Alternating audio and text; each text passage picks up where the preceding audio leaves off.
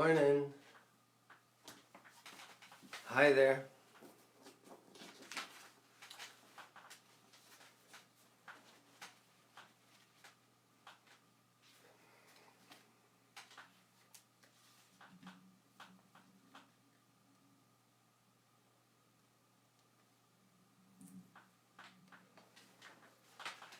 Hi.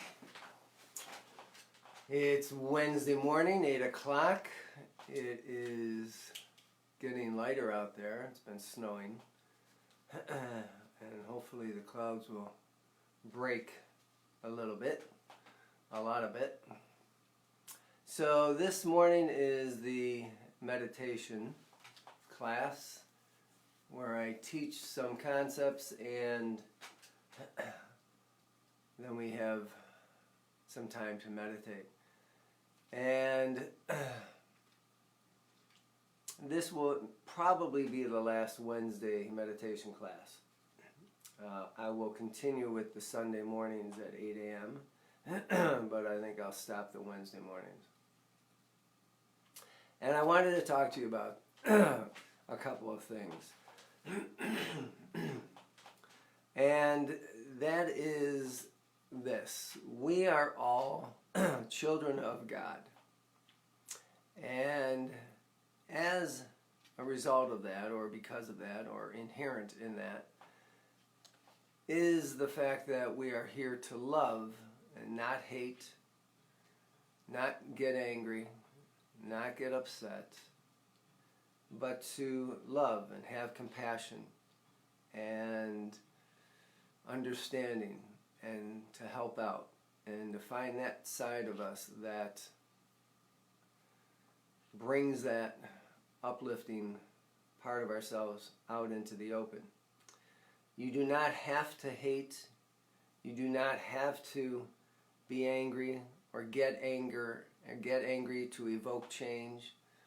You do not have to do that if that is your way. You do not need to bash presidents or anyone in a leadership position because you disagree. When you do that, it speaks volume about yourself and very little about the person you're directing your anger or your hatred towards. So,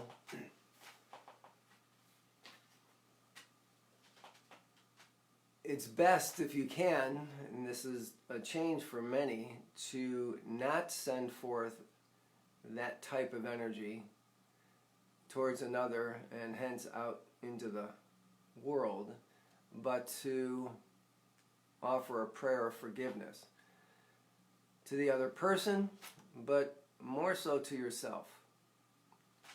A lot of us think that we have to form groups to do battle against another. And I'm going to tell you a story that I read 15 years ago in a book. It's actually a series of books called The Life and Teaching of the Masters of the Far East. And that's the story that took place in 1894 when Baird Spalding and 10 or 11 or 12 scientists went over to the Far East to do some exploration. They had some specific things they wanted to do, but that's not relevant to this story. And they had a lot of amazing things happen to them. And one of the things that happened was, as Baird writes, they met Jesus, and Jesus helped them out in a big way. They had entered into a town that was always riddled or attacked by a specific group of bandits. And while the team was there, the bandits decided to attack the town, the village, once again. They were forewarned, and they were very frightened. And as the story goes, Jesus appears, and he's high up on a cliff, and the bandits have to enter. There's only one way in and one way out of this town. And as they enter in, it's through a valley. And they're basically going to be trapped. So Jesus starts offering this prayer of love. He starts speaking and just issues forth such tremendous love that it repels the bandits who are attacking them. And some actually die because there is no defense against love. You can attack it all you want, but it won't work. If someone is based in or grounded in love, nothing's going to change that position, and you will not be able to do anything about it. So Baird Spalding's team and the village were all saved. They were all protected because this wall, this invisible energy field of love, protected them. The bandits could not pass that point, that wall. What's the point of the story? Going back to what I first said, if you choose to get angry with anyone or any party or any administration, you are thereby lowering your energy field. If you choose to get upset every time Trump does something, you are lowering your energy field. If you choose to attack every time something happens in the political arena, you are lowering your energy field. And the person affected is you. Now, we all get affected by negativity, and we all get affected by positivity. So I noticed this is especially prevalent in the yoga community, where a lot of yoga people think they're righteous and therefore they can attack Trump because there's great numbers of people attacking Trump. Now, before I go further, I am apolitical. Hopefully you know what that means. Apolitical means I am not political. I am not for this party or that party. I'm not against this party or that party. Personally, I think politics is the biggest joke of a profession that exists on the planet. Anybody entering it should be examined, okay? Because it's a lose-lose-lose situation, but it doesn't mean you cut it down. It doesn't mean you bash it. It doesn't mean you create all these. It's kind of like what Mother Teresa said: don't ever ask me to protest against anything. Ask me to do something in favor of something, but never against something. And it's the same thing with us individually. We gotta stop getting mad, stop getting upset, stop throwing zingers, because it's only a reflection of you. Anyone out there who's doing that, and for the most part, those of you on this call tend not to do that, contrary to what I just said about a lot of yoga people. But on this call, the people that I know tend not to send zingers. But if you are, it's basically a reflection of what's in your heart and in your head. And we got to stop. And we got to use love. Send zingers of love instead of something that's derogatory or debasing or cutting down of someone else. You're going to have, there's more energy, there's more power in something that's uplifting than there is something that's downcasting. All you got to do is look at Dr. David Hawkins' map of consciousness. I posted it about 4 weeks ago on Facebook on a Sunday, so you can go back and find it if you don't have it, and look at the calibration next to each emotion. As you go higher and higher in your level of consciousness, your emotional quotient goes up quite a bit. So much that the power that you contain inside by having the feeling of love versus the feeling of anger so far outweighs anger that it's kind of ridiculous that we would ever drop down to anger. Doesn't mean none of us do that. We all on occasion do that, but we got to start becoming more conscious of that. And stop it. You do a cancel right as it's happening. So I'm not speaking long today, unless there's something else I wanted to say. The other example, and I used this the other day, I gave the example of Jesus standing high up on the cliff, just sending so much love that it actually created a physical wall of energy that the bandits could not pass. The same thing happens in today's world in South America with the Tahibo tree. The Tahibo tree has such good energy, and it's measured in hertz, like 1520 on your radio, that's in hertz. It's measured in hertz. The energy field around the Tahibo tree, everything's measured in hertz, by the way. The Schumann resonance, the Earth's energy field, is measurable in hertz.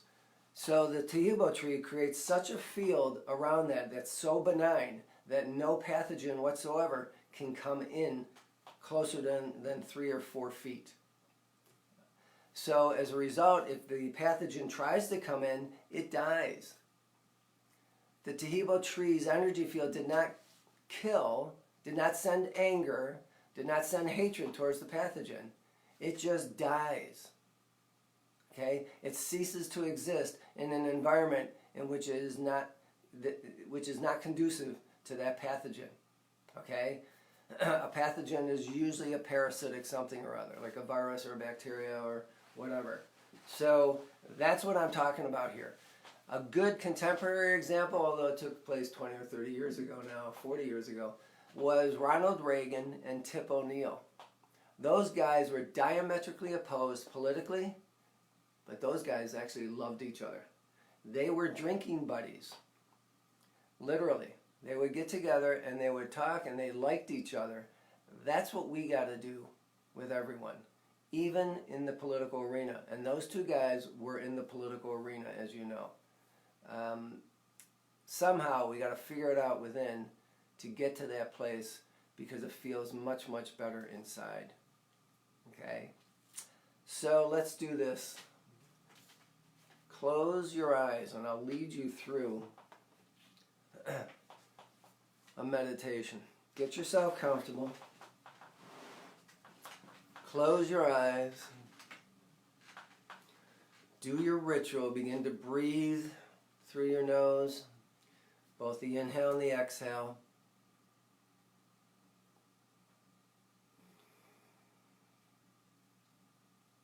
Settle in.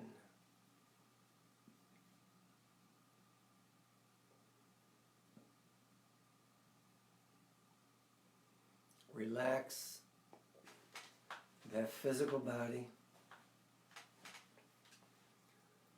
Soften your thoughts.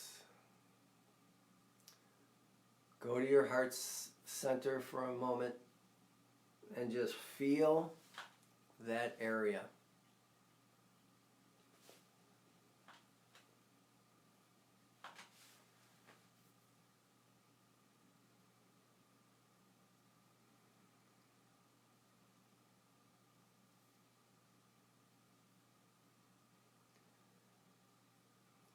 And as you nestle in to your seat, you get comfortable. Bring to mind someone in your life that you know that you do not like. You got that? And it may not even be that you do not like them. So that might be too strong for some of you, but someone where there's conflict or acrimony or a chasm.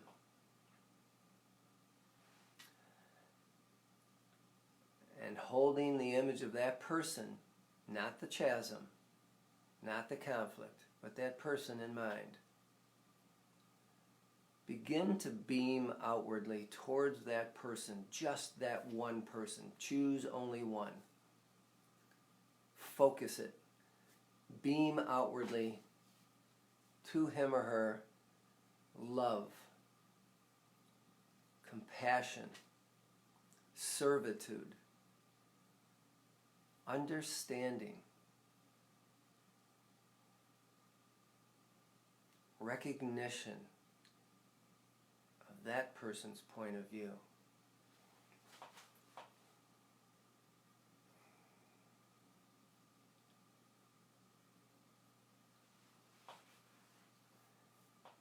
Imagine in your mind's eye what it would be like to be friends with that person.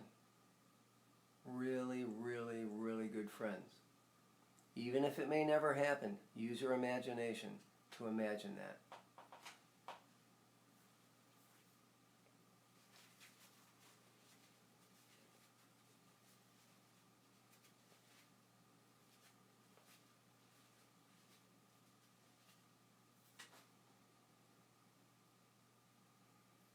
Focus in, laser, pinpoint focus from the heart, going right up to the third eye and out directly to that person. Not a large funnel, but a tiny narrow funnel, laser beamed, totally encompassing that person, so they cannot but feel you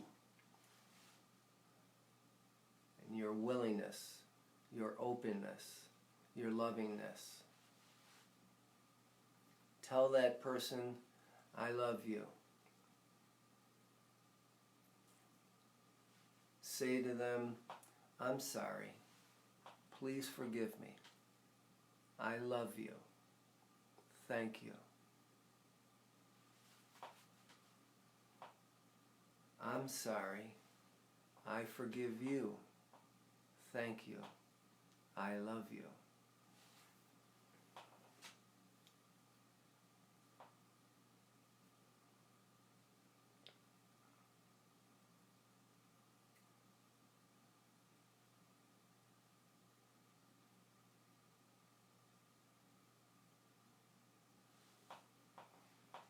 Continue on.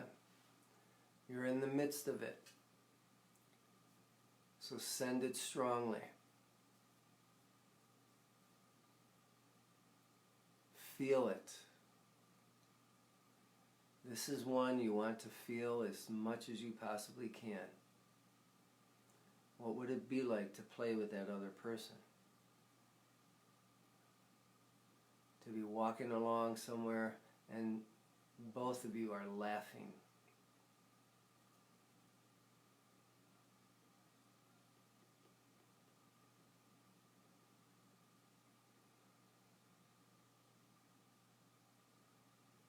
How would it feel to make up? To be friends again? At the very least, to be cordial again?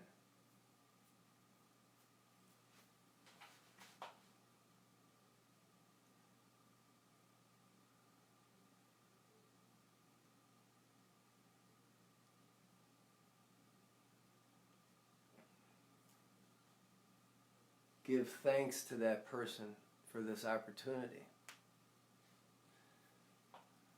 Give thanks to yourself for taking the opportunity. For taking the time, for making the effort. Be thankful. Feel gratitude.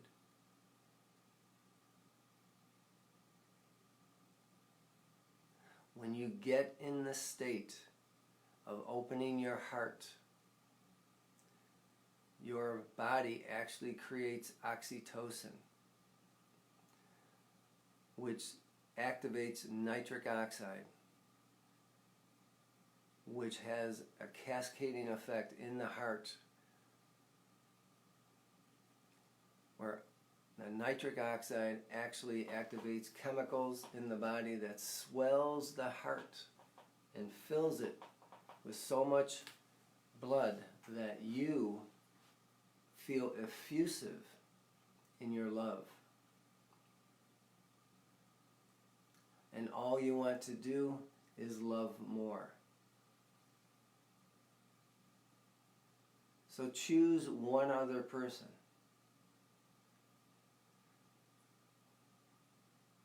And feel yourself right into a loving state. And as you're doing that, it feels so good you want to send it forth. So send it to that second person. Love on them.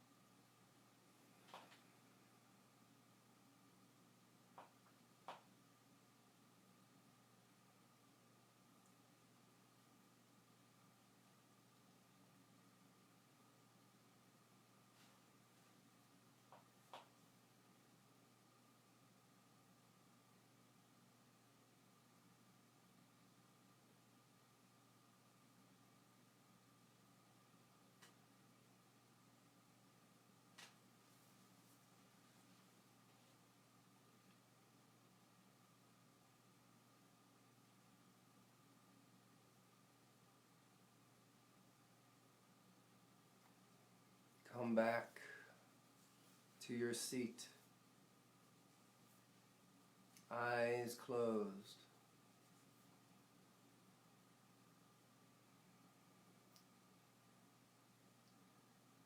Feeling thankful. It's easy to love. Send it out. It feels good to actually do a loving kindness meditation, which is what you just did. And send forth from you every good thing. When you are ready, open your eyes.